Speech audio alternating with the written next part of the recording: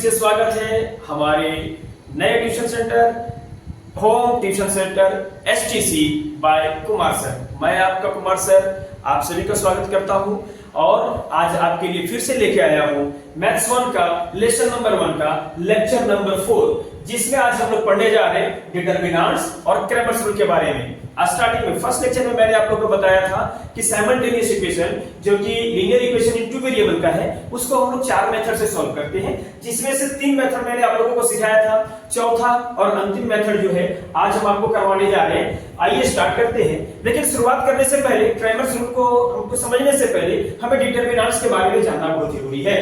तो आइए हम लोग स्टार्ट करते हैं डिटरमिनेंट्स। हमने पहले से यहाँ पे लिख के रखा है डिटरमिनेंट्स जो टॉपिक है ये क्या होता है कि इस तरह से होता है कि दोनों साइड में एक मॉड लगा रहता है, एक मॉड इधर एक मॉड इधर, और इसके बीच में कुछ एलिमेंट्स होते हैं और एलिमेंट्स जो है रो और कॉलम के फॉर्म में सजा हुआ रहता है।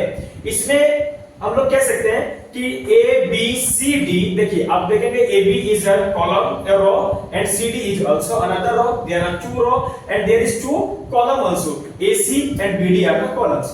तो हम कह सकते हैं कि A B C D is a determinants where A, B and C, D are rows, A, B and C, D are rows and AC BD जो हॉरिजॉन्टली है उसको हम लोग रो कहते हैं, वर्टिकली में जो होंगे एलिमेंट्स उसको क्या बोलेंगे, आर कॉलम। ठीक है। Here degree of determinants are 2। कितना है? 2। और 2 होने का कारण क्यों होगा, क्या डिग्री है इसमें, तो कहीं तो पावर दिख नहीं रहा है। हमने स्टैंडर्ड 9 में पढ़ा था कि इंडेक्स पावर डिग्री किसी वेरिएबल के ऊपर भी होता है, लेकिन डिटरमिनेंट्स में डिग्री उसको कहा जाता है कि अगर 2 रो और 2 कॉलम है, इक्वल है ना, तो ऐसे रो और कॉलम को हम लोग क्या कहते हैं, डिग्री कहते हैं। अगर एक सिंगल होता तो 1 डिग्री होता, अगर 2 है तो 2 डिग्री, अगर 3 रो और 3 कॉलम होता तो नंबर ऑफ डिग्री 3 होता। समझ में आया दोस्तों? चलिए आगे शुरुआत करते हैं। डिटरमिनेंट को सॉल्व करने का एक फार्मूला होता है, मेथड होता है कि A B C D अगर एलिमेंट्स हैं तो A multiply D minus B multiply C। कैसे लिखेंगे? लेफ्ट साइड का सबसे ऊपर वाला पार्ट इधर से एरो देखिए, इधर से मल्टीप्लाई करेंगे, ये दोनों कॉर्नर को मल्टीप्लाई कर देंगे और इसमें माइनस कर देंगे इधर राइट साइड के कॉर्नर से जो मल्टीप्लिकेशन होगा यानी first element of first element of first row and second element of second row को एक साथ मल्टीप्लाई करेंगे और इसमें माइनस कर देंगे first element of second row और second element of first row के मल्टीप्लिकेशन को, नॉट सब्ट्रैक्शन को। इन दोनों के मल्टीप्लाई को किसमें माइनस करेंगे, इसमें। बच्चे यहीं पर कंफ्यूजन क्रिएट करते हैं। बहुत से बच्चे क्या करेंगे, BC मल्टीप्लाई कर लेंगे, इधर पहले लिखेंगे और बाद में AD को माइनस करेंगे, बोलेंगे सर मेरा आंसर तो सही है। सही नहीं है। डिटरमिनेंट्स का यही एक तरीका है कि AD माइनस BC होता है। अगर BC पहले लिख देंगे और AD बाद में लिखेंगे तो आंसर हमारा रॉन्ग आ जाएगा, इसलिए ये गलती कभी ना करें। समझ में आया? अगर आपको लिखना हो या फिर स्क्रीनशॉट लेना हो जिससे आप बाद में लिख सकते हो तो मैं साइड हो जाता हूं, आप स्क्रीनशॉट ले लीजिए या फिर नोट डाउन कर लीजिए। ये हमारा है डिटरमिनेंट्स। इसके ऊपर एक छोटा सा प्रॉब्लम ले लेते हैं। सपोज अपने पास में एक क्वेश्चन दिया हुआ है इस प्रकार से कि 5, एक एग्जांपल हम लोग लेके इसको सॉल्व करने की कोशिश करते हैं कि अगर एक डिटरमिनेंट्स है अपने पास में 5 है इधर और यहाँ सेकंड एलिमेंट 7 है, इधर 3 है और यहाँ पर 9 है। ये अपने पास में डिटरमिनेंट्स है। बोलता है कि सॉल्व करके मुझे बताओ कि what is the value of this determinant. तो कैसे फाइंड आउट करेंगे? इसको करना कुछ नहीं है, सिंपल। हमने क्या पढ़ा था, A मल्टीप्लाई D यानी first element and second element, first element of first row and second element of second row का हम क्या करेंगे, मल्टीप्लाई करते हैं। यानी इधर फर्स्ट में क्या है 5, तो लिखेंगे 5 मल्टीप्लाई और इधर सेकंड एलिमेंट कौन है 9, इतना माइनस 3 मल्टीप्लाई 7 कर दे, 3 मल्टीप्लाई 7 तो कितना हो जाएगा 7 9 5 जा 45 माइनस 7 3 जा 21 और इसको माइनस करेंगे तो आंसर कितना आ जाएगा, सोचो, बताओ कितना आएगा। कुछ नहीं, ये ज्यादा नहीं, 424 ही आएगा। समझ में आया? क्लियर है? कोई दिक्कत, कोई डाउट? जी नहीं। चलिए बहुत बहुत धन्यवाद। आगे हम लोग अगला जो जल्दी आप इसको नोट डाउन करें, इसके बाद हम क्या करेंगे, अगला जो टॉपिक पढ़ने जा रहे हैं उसका नाम है क्रैमर्स रूल। तो ध्यान से देखिएगा, वो भी टोटली डिटरमिनेंट बेस्ड होता है। ठीक है, चलिए स्टार्ट करते हैं। आपने जनरल इक्वेशन पढ़ा था, साइमल्टेनियस इक्वेशन का। क्या होता है general equation? ax + by + c = 0। अगर ये तो एक इक्वेशन के लिए हो गया, लेकिन अगर दो इक्वेशन हो तो उसके लिए हम लोग क्या लिख सकते हैं, हम लोग ऐसे लिख सकते हैं, जनरल इक्वेशन ऑफ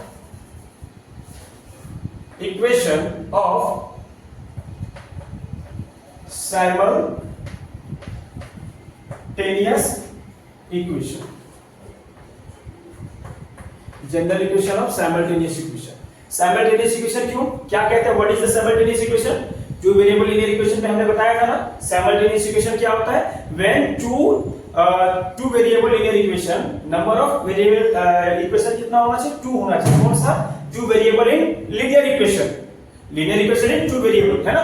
दो इक्वेशन को एक ही साथ में जब स्टडी करते हैं, सेम टाइम में स्टडी करते हैं, तो दोनों जो इक्वेशन होता है, दोनों को हम लोग क्या कहते हैं, साइमल्टेनियस इक्वेशन कहते हैं। तो उसी इक्वेशन को हम लोग बोल सकते हैं, जनरल फॉर्म में अगर लिखेंगे तो क्या होगा, स्टैंडर्ड फॉर्म उसका होगा। तो हमारा साइमल्टेनियस इक्वेशन क्या होता है ax by c is equal to 0। लेकिन अपने को क्या चाहिए, साइमल्टेनियस इक्वेशन चाहिए कि हाँ नंबर ऑफ इक्वेशन कितने होंगे, 2 होंगे। तो हम पहला इक्वेशन को इस प्रकार से लिख सकते हैं क्या, a1x b1y और c1। और दूसरा इक्वेशन अगर लिखना चाहे तो क्या होगा, a2x b2y c is equal to 0। यार टू इक्वेशन, तो यहां से हमें a b c तीन वैल्यू मिलेंगे। क्या क्या मिलेंगे, एक मिलेगा a1, दूसरा मिलेगा पहला इक्वेशन के लिए b1, और तीसरा इक्वेशन से क्या मिलेगा, c1। और वहीं दूसरा इक्वेशन से जो ये हो गया इक्वेशन नंबर 1 और ये हो गया इक्वेशन नंबर 2, इससे हमको कौन कौन सा वैल्यू मिलेगा, मिलेगा यहाँ पर x का वैल्यू क्या है a2, और b का y का वैल्यू क्या है b2, और c का वैल्यू कोएफिशिएंट अपना जो कांस्टेंट टर्म है वो c2 ये है। तो by Cramer's rule, by Cramer's rule, Cramer's rule के लिए क्या करना पड़ता है, सबसे पहले हम d निकालते हैं, आगे बताएंगे कि d का यूज कहां है। d निकालते हैं तो d का जो फॉर्मूला होता है वो होता है a1 a2 और b1 b2, a1 a2 और b1 b2। उसी प्रकार से dx का फॉर्मूला होता है, dx इज इक्वल टू होता है c1 c2 b1 b2, c1 c2 b1 b2, ये होता है अपना dx। और अगर dy निकालना हो तो dy का फॉर्मूला क्या होगा, आइए आगे हम लोग लिखते हैं, dy इज इक्वल टू होता है a1 a2 और c1 c2, ये होता है फॉर्मूला। फटाफट आप नोट डाउन करें। इसके बाद एक और छोटा सा फॉर्मूला है जिसको हम लोग आगे करवाएंगे। हाँ, d का फॉर्मूला हो गया a1 a2 b1 b2, dx का c1 c2 b1 b2 और dy का a1 a2 c1 c2। अब हमको ये तो क्रैमर्स रूल का डिटरमिनेंट्स हो गया। ये डिटरमिनेंट्स वो है, हम लोग जो प्रॉब्लम सॉल्व करेंगे ना तो हमको आसानी से समझ में आएगा कि ये सब कहां से क्या करना है। ये जो फॉर्मूलाज है इसको हमेशा आपको दिमाग में याद रखना है, तब जाके आप कोई भी क्रैमर रूल से जो भी इक्वेशन होगा उसका x और y का वैल्यू आप निकाल पाओगे। अगर हमको x का वैल्यू निकालना है, किसका वैल्यू निकालना है, x का, तो x इज इक्वल टू जो फॉर्मूला होगा वो होगा dx upon d, and y is equal to जो फॉर्मूला होगा वो होगा dy अपॉन d। ये मेथड से हम लोग x और y का वैल्यू निकाल सकते हैं। एक बार अच्छे से लिख दे, थोड़ा मिक्सअप लग रहा है तो मैं थोड़ा सा अच्छे से लिख देता हूं, y is equal to dy upon d। अब बोलोगे सर ये dy dx और d कहां से आया, ये x और y का वैल्यू निकालने के लिए ये जो डिटरमिनेंट हम सॉल्व करेंगे, पहले d का सॉल्व करेंगे तो यहां से d का कुछ ना कुछ वैल्यू आएगा। और ये कैसे सॉल्व करेंगे, with the help of determinants method, जो अभी थोड़ा देर पहले हमने बताया, स्टार्टिंग में मैंने बताया कि डिटरमिनेंट कैसे सॉल्व करते हैं बेटा। डिटरमिनेंट अगर सॉल्व करना हो फॉर d के लिए, अगर आपको सॉल्व करना हो तो क्या हो जाएगा, a1 मल्टीप्लाई b2 हो जाएगा माइनस b1 मल्टीप्लाई a2। इसको सॉल्व करेंगे तो हमारा वैल्यू जो आएगा वो हमारा d का वैल्यू होगा। उसी प्रकार से dx का वैल्यू होगा, उसी प्रकार से dy का वैल्यू होगा। जब ये तीनों का वैल्यू निकाल देंगे तो x का वैल्यू लिखने का dx अपॉन d और y is equal to dy upon d। Easy है, समझ में आया, जल्दी फटाफट नोट डाउन करो। इसके बाद मैं आपको आगे एक एग्जांपल करके दिखाता हूं, सारा आपका जो प्रॉब्लम है सब क्लियर हो जाएगा कि ये सर ने क्या क्या लिखवा दिया, d is equal to a1 a2 b1 b2 c1 c2 क्या है, ये आपको अभी समझ में आएगा। नोट डाउन कर लिया, आप चाहो तो स्क्रीनशॉट ले सकते हो, अच्छी बात है, ले लिया, गुड। आगे चलो हम लोग एक एग्जांपल लेके इसको सॉल्व करने का कोशिश करते हैं, तो आसानी से हमें समझ में आएगा कि एक्चुअली में ये dx dy और a1 a2 b1 b2 है क्या। एक एग्जांपल लिख लेते हैं, हम लोग आज सॉल्व कर रहे हैं क्रैमर्स रूल।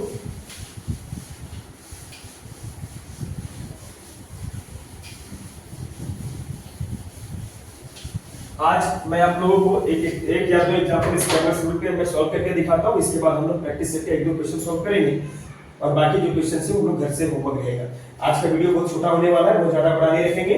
मान लिया जाए अपने पास में एक क्वेश्चन है y प्लस 2x माइनस 90, ये हो गया। और दूसरा इक्वेशन इसके साथ में है, मैं एग्जांपल लिख देता हूं। दूसरा इक्वेशन इसके साथ में है 2x minus 3y is equal to 3। 2x minus 3y plus 3 is equal to 0। तो सबसे पहले देखिए, अगर ध्यान से देखा जाए तो इसमें y प्लस 2x है, यहाँ 2x माइनस 3y है। तो ये पहले अपना सही सीक्वेंस में डाल के और इसको हम लोग नेमिंग कर लेते हैं। क्या नेमिंग कर लेंगे कि ये इक्वेशन नंबर 1 कौन है और इक्वेशन नंबर 2 कौन है। तो इसको लिखते हैं, जरा देखो ये 2x है, इसको सही से सजा लें। x वाले को पहले और y वाले को बाद में लिखेंगे, क्या हो जाएगा 2x, ये प्लस में y है तो प्लस y। अब ये माइनस में है, ये माइनस में है, अगर उधर चला जाएगा तो क्या हो जाएगा, अगर ये y ये माइनस में इधर इक्वल टू के उधर चला जाएगा, क्या हो जाएगा प्लस, यानी 0 प्लस 19 कितना हो जाएगा 19। ये हो गया अपना इक्वेशन नंबर 1। और इक्वेशन नंबर 2 क्या है 2x माइनस 3y। सिमिलरली ये 3 प्लस में उधर चला जाएगा तो क्या हो जाएगा -3। ये हो गया equation number 2। Now compare with general equation, compare with general equation क्या था अपना, ax plus by plus c is equal to 0। अगर इसके साथ कंपेयर करोगे इक्वेशन नंबर 1 को, तो यहाँ याद है हमने दो इक्वेशन लिखा था इससे पहले, कौन था साइमल्टेनियस इक्वेशन में। पहला इक्वेशन जो होता है वो a1x b1y और c1 होता है ना। और इसके लिए क्या लिखा था हमने, a2x b2y और c2 लिखा था। तो ये a2x b2y ये क्या है, यहाँ a1 a2 b1 b2 c1 c2 ये क्या है, these all are the coefficient of the variables। ये क्या है, ये जनरल इक्वेशन में हमारा x और y का जो वेरिएबल जो है, x और y जो वेरिएबल है उसका कोएफिशिएंट है कौन, a1 b1 c1 तो कांस्टेंट टर्म है, लेकिन होता तो वो भी कोएफिशिएंट टर्म में है ना, वहां पे वेरिएबल नहीं है तो वो कोई ना कोई तो रियल नंबर होगा। वो या तो 1 से लेके या 0 से लेके इनफिनिट तक कोई ना कोई तो नंबर होगा। अगर उसको ऐसे लिखें कि हम इसको लिख सकते हैं, क्या अगर हम इसको कंपेयर करेंगे जनरल इक्वेशन के साथ में, तो जनरल इक्वेशन क्या है, ax by और प्लस c के जगह पर यहाँ पर c कांस्टेंट टर्म, तो कोई ना कोई वैल्यू निकलेगा ना। क्या निकलेगा, a1 का वैल्यू अपने पास में आएगा। पहला इक्वेशन से क्या आएगा, a1 का वैल्यू क्या है, यहाँ पर ध्यान से देखो तो x के साथ में क्या मल्टीप्लाई 2, तो 2 is the value of a1। 2 value किसका है, a1। उसी प्रकार से b1 का भी कोई ना कोई वैल्यू होगा। यहाँ देखो 2 है, तो एक बच्चे का कमेंट था कि सर जब कोई वेरिएबल अगर सिंगल हो तो उसके साथ में कोई भी, अगर कोई एक सिंगल वेरिएबल हो और उसके साथ में कोई भी नंबर मल्टीप्लाई नहीं है तो क्या होगा, वहां पे कोएफिशिएंट 0 हो सकता है कि नहीं हो सकता है, नहीं बेटा 0 तभी होगा जब कोई वेरिएबल के साथ में 0 मल्टीप्लाई हो। अगर मल्टीप्लाई नहीं है 0 तो वहां कुछ नहीं है तो 1 होगा। यहाँ पर y है, इसका क्या है, सिंपल y है, तो इसका मतलब यहाँ पर कुछ नहीं है तो 1, क्योंकि 1 multiply y is equal to y। यहाँ y1 हमारा क्या होता है, हिडन रहता है हमेशा, ये हमेशा याद रखना। उसी प्रकार से c1 का वैल्यू क्या है 90, कोई दिक्कत। अब इसको कंपेयर करेंगे जनरल इक्वेशन को किसके साथ में, इक्वेशन नंबर 2 के साथ में, तो यहां से हमको वैल्यू मिलेगा a2 का वैल्यू क्या होगा, जो x के साथ में मल्टीप्लाई है क्या है 2, तो 2 is the value of a2। अब b2 का वैल्यू क्या मिलेगा, ध्यान से बताओ क्या मिलेगा, 3। नहीं, क्यों, क्योंकि यहां पर क्या प्लस by है, प्लस by, तो b के जगह पर यहां पर -3 है ना, प्लस इंटू माइनस माइनस हो गया, तो यहां पर b2 का वैल्यू क्या हो जाएगा -3 हो जाएगा। और उसी प्रकार से c2 का वैल्यू क्या हो जाएगा अपने पास में, यहां पर क्या है -3, तो लिख देंगे -3। क्लियर है? कोई डाउट? तो अब क्या करेंगे, स्टार्ट करेंगे हम लोग डिटरमिनेंट्स बनाना, यानी डी का वैल्यू सबसे पहले निकालते हैं। किसका वैल्यू? डी का। तो डी का डिटरमिनेंट्स क्या होता है? a1 a2 b1 और b2, ये होता है डी का। अब देखो जहां जहां a1 है वहां पे a1 का वैल्यू डालेंगे, a1 a2 मतलब यहाँ a1 और a2 का वैल्यू कितना है? 2, तो डाल दे 2 2, और b1 b2 का वैल्यू क्या है? 1 और -3, तो डाल देते हैं 1 -3। Now solve it. क्या करते थे पहले? ये इसको मल्टीप्लाई करते, a मल्टीप्लाई d, क्या बात करते थे? a multiply d minus b multiply c, तो करें 2 मल्टीप्लाई, सिमिलरली इसके नीचे कर लेते हैं, क्या होगा? 2 मल्टीप्लाई -3 और माइनस हो जाएगा किसके साथ में? 1 मल्टीप्लाई 2 के साथ में। अगर आप इसको सॉल्व करोगे कितना हो जाएगा? 3 2 जा 6 माइनस में, यानी -6 -2 इज इक्वल टू -8। इसका वैल्यू कितना आ गया? -8, यानी डी का वैल्यू अपने पास में कितना आया? -8 आया। अब आगे चले, dx का वैल्यू निकालेंगे। आ जाओ, इधर अपना पेज खत्म है, तो आगे हम लोग बढ़ते हैं, है कि नहीं? चलो स्टार्ट करें। dx इज इक्वल टू क्या होता है? डिटरमिनेंट। dx का डिटरमिनेंट होता है b1 b2 और c1 c2, ये होता है dx का। तो b1 b2 का वैल्यू कितना है? 1 -3, तो लिख दे 1 -3। c1 c2 का वैल्यू कितना है?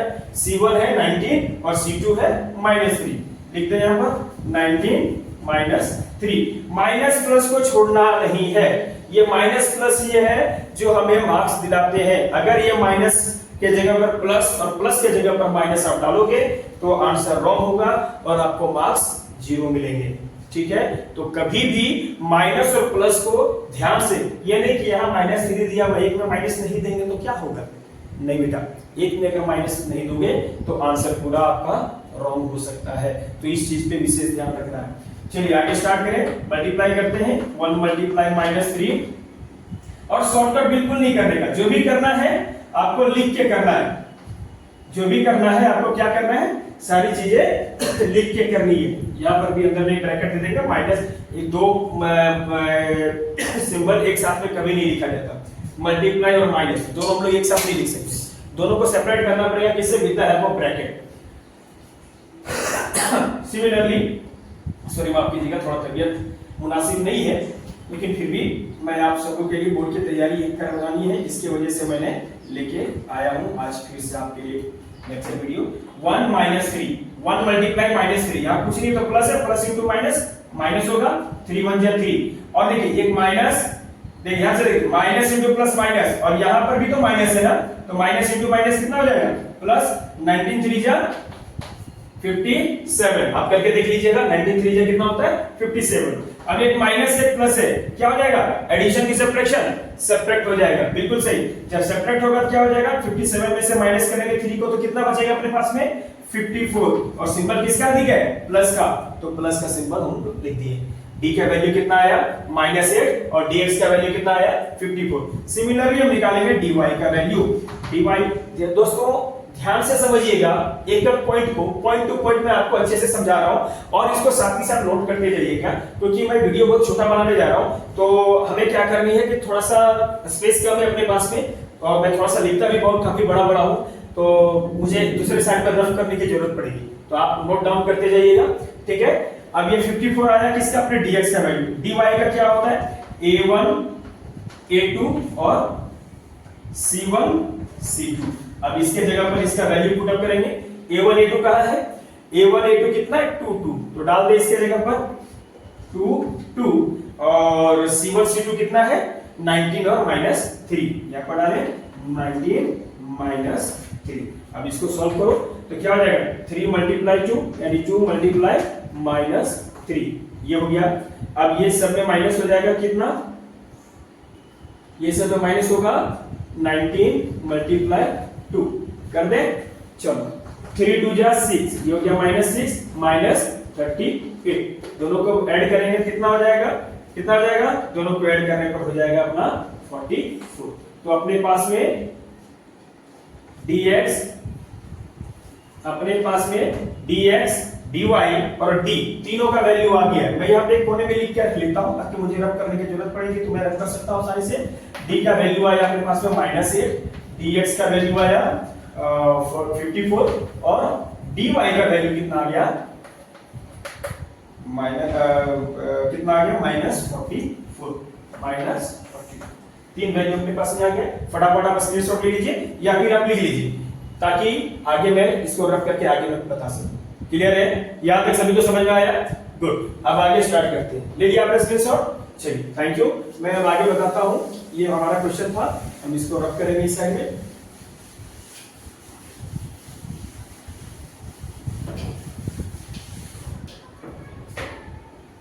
चलिए स्टार्ट करें। x का वैल्यू निकालें। क्या लगाएंगे? बाय, अभी तक हमने क्या निकाला? डिटरमिनेंट के थ्रू d का वैल्यू निकाल लिया, dx का वैल्यू निकाला, dy का, तीनों का वैल्यू निकाल लिया। अब नाउ हम लोग क्या करेंगे? स्टार्ट करते हैं बाय क्रैमर्स रूल। लिखेंगे अगला टर्म में क्या लिखेंगे? By Cramer's rule. क्या है क्रैमर्स रूल? कहता है x इज इक्वल टू क्या कहता है? dx upon d। dx का वैल्यू कितना आया था? 54 लिखते हैं और d का वैल्यू कितना आया है? 8। dx का वैल्यू कितना था? 54 और d का वैल्यू कितना आया है? 8। तो अब डिवाइड करें 54 से, देखो -8 आया है, हाँ सॉरी -8। d का वैल्यू कितना आया था? -8। यहां हमने लिखा है ना d का वैल्यू -8, dx का वैल्यू 54। तो चलो करते हैं, किससे डिवाइड होगा जरा देखिए, सोचिए। नहीं होगा? होगा, ध्यान से देखिए, जरूर होगा।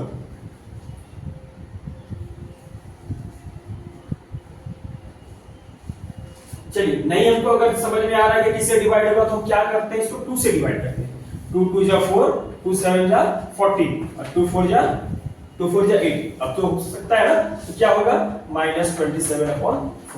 ये अपना x का वैल्यू कितना आ गया? -27/4। हम इसी प्रकार से y का वैल्यू निकालेंगे। y का वैल्यू क्या होगा? dy upon d। ये है y, dy upon d। dy कितना है? -44 और d का वैल्यू कितना है? -8। Minus minus cancel. अब ध्यान से देखो, 4 11 जा 4 2 जा यानी 11/2। लिख सकते हैं therefore x, y is equal to कितना हो गया? x का वैल्यू कितना है? -7/4 और y का वैल्यू आ गया है 11/2। ये था हमारा आज का आंसर। तो कितना इजी है? देखा, बहुत इजी है। बहुत लोग कहते हैं कि क्रैमर्स रूल बहुत टफ है, लेकिन जब ग्रेवियर क्रैमर्स ने इस फॉर्मूला को बनाया तो इसलिए बनाया गया ताकि आसानी से हम लोग किसी भी साइमल्टेनियस इक्वेशन को सॉल्व करके बिना एलिमिनेशन, बिना सब्स्टिट्यूशन, बिना ग्राफिकल को हम लोग सॉल्व करके हम x और y का वैल्यू आसानी से निकाल सकते हैं। और देखिए कितना आसानी से हमने क्या किया। सबसे पहले एक जनरल इक्वेशन के साथ में कंपेयर करके a1 a2 b1 b2 c1 c2 का वैल्यू हमने निकाला। उसके बाद हमने डिटरमिनेंट्स बनाया। d का क्या था? d था a1 a2 b1 b2। वहां से हमने सॉल्व करके डिटरमिनेंट्स को d का वैल्यू निकाला। फिर d का वैल्यू, dx का वैल्यू निकाला किससे? b1 b2 c1 c2 से, है ना?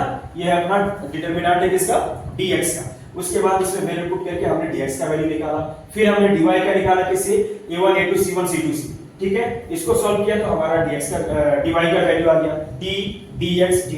ये तीन वैल्यू कंपलसरी है। ये तीनों वैल्यू आने के बाद हमने लगाया क्या?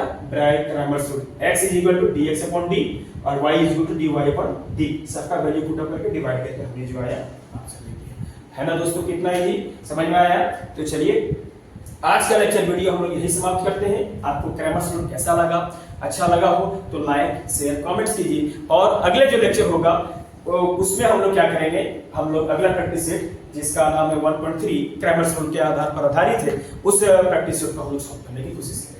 तब तक आप लोग पढ़ते रहिए और हमारी वीडियो को देखते रहिए। आपको अच्छा लगे अपने दोस्तों को भी शेयर कीजिए और प्लीज आप अपना बहुत ख्याल रखिएगा और साथ ही साथ मेहनत करते रहिएगा। हम लोग बहुत मेहनत से आपके लिए इस लेक्चर वीडियो को रिकॉर्ड कर पाता हूँ। मैं नया हूँ, मैं पुराने यूट्यूबर की तरह नहीं हूँ, जिसके वजह से मुझे बहुत अच्छा नहीं आता है। अगर कुछ कमियां, कुछ त्रुटियां अगर रह जाती है तो आप कमेंट करके हमें बताइए ताकि मैं वीडियो में उसे सुधार कर सकूँ। प्लीज आप कमेंट करते रहिए, हमारे वीडियो को देखते रहिए और हमारे वीडियो को लाइक, सब्सक्राइब और शेयर करते रहिए। धन्यवाद।